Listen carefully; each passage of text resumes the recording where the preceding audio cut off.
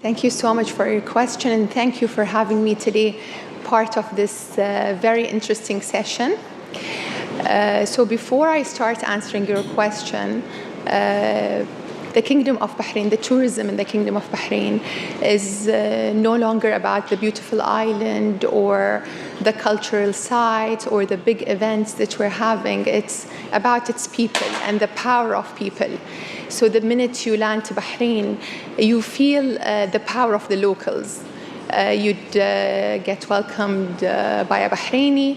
You will be driven to your hotel by a Bahraini, and you will be greeted in the hotel by a Bahraini. We work closely with our partners from the private sector and the semi-government. So we work with Temkeen. Temkeen, it means empowerment in Arabic.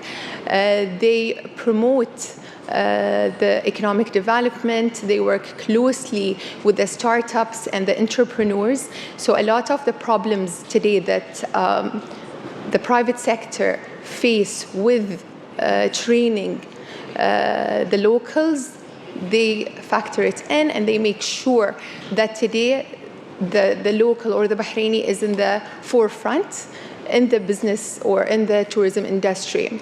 They have a dedicated team that is really dedicated for the tourism sector. Not only that, but they work closely with us into developing good courses, programs. So one of the initiatives today, we are developing a good program for the tour operators. So when we have a big event, so we have the season of Formula One, which is the biggest season we have in the Kingdom of Bahrain. So we want all our tour guides to speak so many languages, to be with our tourists and travelers, to make sure that they give the right story about Bahrain. Maybe one of the things that we're working also on is to follow or to be in line with our 2030 vision, is to make sure that we have 10,000 jobs for this industry, for the tourism industry and the hospitality. And it's great that we work closely with the startups. So for example, we have an international chef.